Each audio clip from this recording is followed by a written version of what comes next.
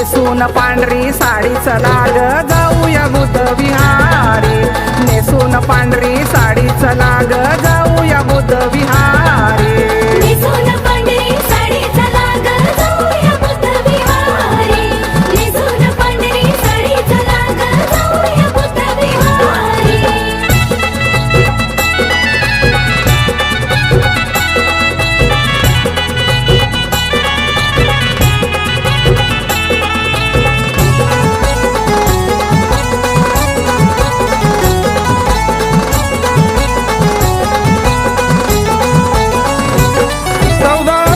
छप्पन साला भीमरायाने मंत्र तो दिला, 14 ऑक्टोबर 56 साला भीमरायाने मंत्र तो दिला। चला सारे मिळून गाऊ त्रिशरण पंचशिला,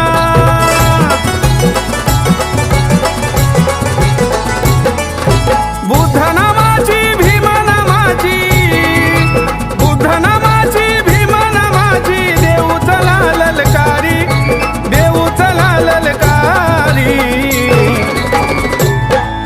नेसून पांढरी साडी चला ग जाऊया बुद्ध विहारी, नेसून पांढरी साडी चला ग जाऊया बुद्ध विहारी। मैत्रीपूर्ण जय भीम। आपण पाहता R K. Bhatkar YouTube channel. R K. Bhatkar YouTube चॅनलवर आपले सहर्ष स्वागत आहे।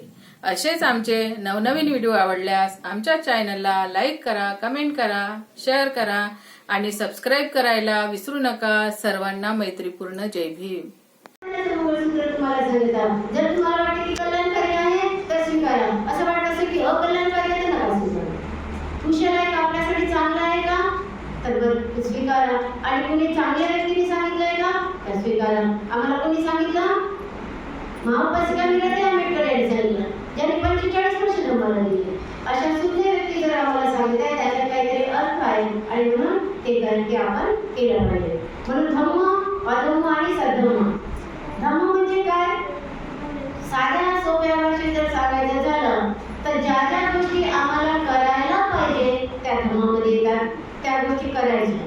आणि अधम्म म्हणजे काय, ज्या ज्या गोष्टी आम्हाला नाही करायच्या आहेत त्या अधम्मामध्ये येतात। आणि सद्धम्म म्हणजे काय, तर धम्माला काही कसोट्या लावल्या जातात, त्या कसोट्यावर जर तो धम्म किंवा धर्म उतरत असेल तर त्याला सद्धम्म म्हणायचं। आपण दोन गोष्टी बघणार आहोत की धम्म आणि अधम्म। तर धम्म म्हणजे आम्हाला ज्या ज्या गोष्टी करायच्या आहेत त्याला धम्म म्हणायचं। परंतु झालं काय की आम्ही आजपर्यंत अधम्मच पालन करत आहोत, म्हणजे ज्या गोष्टी आम्हाला करायला नको होत्या त्या गोष्टी आम्ही करत आलो आणि त्याला काय म्हटलं, धर्म म्हटलं। हे धर्मात आहे, हे असं सांगितलेलं आहे, हे रीतिरिवाज आहे, हे रूढी परंपरा आहे आणि आम्ही ते काय केलं, करतच राहिलो। म्हणून धर्म म्हणजे आम्हाला काय काय कोणकोणत्या गोष्टी करायच्या आहेत आणि त्यामुळे धर्म पालन कसं होतं ते सांगण्याचा मी प्रयत्न करते। तर धम्म म्हणजे काय, तर जीवन सुचिता राखणे म्हणजे धम्म। आता जीवन सुचिता म्हणजे जीवन स्वच्छ करणे। आमचं जीवन स्वच्छ करण्याकरिता काय पाहिजे, मग पंचशील पाहिजे, बरोबर। जसं की शरीर स्वच्छ करण्याकरिता काय पाहिजे, साबण पाहिजे, काय पाहिजे, साबण पाहिजे की नाही। साबण आता लिक्विड येते त्याच्यामध्ये हे नाही, म्हणजे अनेक प्रकारचे साबण आहे, साबणाचे तर 100 प्रकार आहे त्याच्यामध्ये। परंतु मात्र जसं शरीर स्वच्छ करण्याकरिता साबणाची गरज असते तसंच मन स्वच्छ करण्याकरिता पंचशिलाची गरज आहे। आणि आपल्याला तन मन स्वच्छ करायचं आहे, मन, वाचा आणि आपलं शरीर, काया वाचा आणि मन, हे काया वाचा मन स्वच्छ जर करायचं असेल तर काया कशी स्वच्छ करायची, साबुनी नाही, आता साबुनी फक्त वरवरच होते। तर या कायेला जर स्वच्छ करायचं असेल तर प्राणी मात्राची हिंसा न करणे, चोरी न करणे आणि काम वासनेपासून अलिप्त राहणे, हे पहिले जे 3 शील आहेत, या 3 शीलाचं जो आचरण करतो त्याची काया काय होते, स्वच्छ राहते, म्हणजे त्याला म्हणतात जीवन सुचिता राहणे।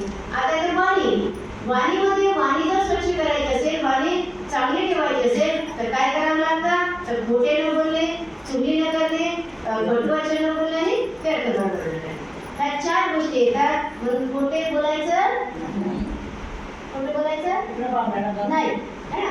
म्हणून मला मुलं सावध पाहिजे होती, खोटं बोलायचं नाही।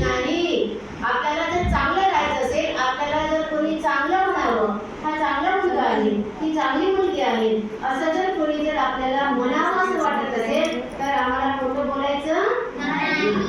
त्यानंतर आहे मन. आता मन कसं स्वच्छ करणार? तर मन स्वच्छ करण्यासाठी लोभ न करणे, द्वेष न करणे आणि मिथ्या आचरण न करणे, म्हणजे ज्याला सम्यक दृष्टी असते ज्याला म्हणतो. तर लोभ न करणे हेही मला समजेल, द्वेष न करणे हेही समजेल, परंतु मिथ्या आचरण म्हणजे काय? तर मिथ्या आचरण त्यालाच असे म्हणतात जे सम्यक दृष्टीच्या विरुद्ध आहे. आणि सम्यक दृष्टी म्हणजे काय? तर सत्याला सत्य आणि असत्याला असत्य असं जेव्हा आपण समजतो तेव्हा त्याला म्हणतात सम्यक दृष्टी आली असे म्हणतात. दृष्टी म्हणजे पाहणे किंवा सम्मत दिठ्ठी त्याला असं म्हणतात आर्यष्टांगिक मार्गामध्ये. तर दिठ्ठी म्हणजे धारणा, धारणा म्हणजे माझं मत.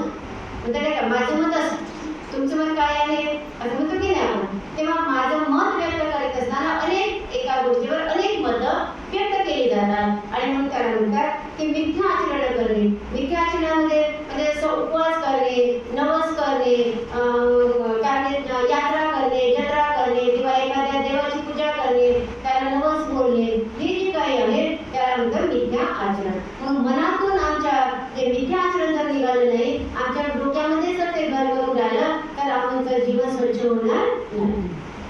त्यानंतर जीवनामध्ये पूर्णता साधने म्हणजे धम्म. आता ह्या 3 गोष्टी जर आम्हाला पंचशीलात सांगितले म्हणून पंचशील काय आहे अत्यंत आवश्यक आहे. म्हणजे माझं शारीरिक म्हणजे काया वाचा मन या मनाने 3 गोष्टीने जर मला स्वच्छ राहायचं असेल तर मला काया वाचा मन म्हणजे पंचशीलातले जी 5 तत्व आहेत या 5 तत्वांचे पालन करावं लागेल. आणि मनासाठी एक आहे की माझी दृष्टी कशी असली पाहिजे? सम्यक दृष्टी असली पाहिजे. अति लोभ करता कामा नये आणि द्वेष मात्र विनाकारण कोणाचाही द्वेष करता कामा नये. आता जीवनात पूर्णता साधणे म्हणजे धम्म असं जेव्हा म्हणतो आपण तर मग हे करताना काय करायचं आम्ही? तर पूर्णता म्हणजे आपल्या मनामध्ये जो काही चित्तमोड आहे, जसं आपण म्हणतो ना की मुळाचा गणपती बनवला, त्यांना कोणी बनवला? पार्वतीने बनवला. आता तिच्या अंगावर एवढा म्हणून होता का? नव्हता. म्हणजे मुळाचा गणपती बनला नाही, हे निर्विवाद सत्य आहे. मग मळ आला कुठे? मग इतका मळ असतो कुठे? जर एवढ्या मळाचा गणपती बनवला तर एवढा मग कुठे साचला असेल? मग तो राहतो आमच्या अनेक वर्षापासूनचा मळ साचलेला आमच्या डोक्यामध्ये, अनेक वर्षापासूनचा.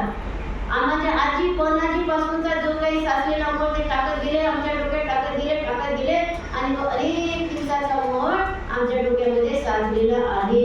आणि हा चित्तमळ काढायचा आहे. म्हणून त्यामुळे त्याला गणपतीचं जे आहे रहस्य आता तुम्हाला माहीतच असेल, त्याबद्दल काही सांगायची काही गरज नाही वाटत मला. परंतु मात्र गणपतीमध्ये कोण होते? खरं तर बुद्धच होते. गणाचा पती म्हणजे गणपती आणि त्यावेळेला गणपद्धती होती, संघ पद्धती आणि गण पद्धती. आज आहे का? नाही. आणि म्हणून त्यावेळेला जे गणाचा नायक ज्याला असायचे त्याला गणपती म्हणायचे. अष्टविनायक ज्याला असं म्हणतात. अष्ट म्हणजे 8 आणि विनय 8 विनयाचं पालन म्हणजे आर्यष्टांगिक मार्ग. या 8 विनयाचं पालन तर आम्ही करत होते म्हणून त्याला अष्टविनायक सुद्धा म्हणतात. हे सगळे नाव काय केले? चोरले आणि तिकडे नेऊन चिटकवले. सुख करता दुःख करता, तथागत सुख करताय आणि दुःख करता आहे. तुम्ही त्या मार्गाचं पालन करा तर सुख मिळेल आणि जर तृष्णा तुमच्यामध्ये निर्माण झाली तर दुःख निर्माण होईल. म्हणजे दुःख सुख करता आणि दुःख करताय आणि त्याची शिक म्हणजे सगळ्याला निर्विवाद सत्य आहे हे जेव्हा म्हणतात. म्हणून चित्तमळाचा पूर्णपणे नाश करणे याला म्हणतात जीवनात पूर्णता साधणे. आणि याच्यामध्ये येतात 10 पारमिता. या 10 पारमिताचा जेव्हा विषय तेव्हा मी तुम्हाला ते त्याच्यामध्ये सविस्तर सांगते. फक्त आता नाव सांगते की सर्वात पहिली जी पारमिता आहे ती शील पारमिता. शील पारमिता त्याच्यानंतर शील, दान, उपेक्षा, नैष्कर्म्य, वीर्य, शांती, सत्य, अधिष्ठान, करुणा आणि मैत्री. झाली का? बघून घ्या. कधी कमी जास्त असेल तर परत सांगतो. शील, दान, उपेक्षा, नैष्कर्म्य, वीर्य, शांती, सत्य, अधिष्ठान, करुणा आणि मैत्री. हे ते 10 जे म्हणजे आपल्यासाठी पारमिता दिलेल्या आहेत. या 10 पारमिता आम्ही म्हणजे पंचशीलाच्या नंतर आर्याष्टांगिक मार्ग आणि आर्याष्टांगिक मार्गाच्या सोबतच आम्हाला 10 पारमिता. मग मी पहिल्या दिवशी म्हटलं की ज्या बौद्ध व्यक्तीला जे व्यक्ती म्हणून बौद्ध स्वतःला म्हणत असतील त्यांना पंचशील, आर्याष्टांगिक मार्ग आणि 10 पारमिता ह्या पाठांतरच नाही तर त्या प्रत्यक्षात आमच्या व्यवहारामध्ये कशा आम्ही वापरल्या पाहिजे मालिक नसेल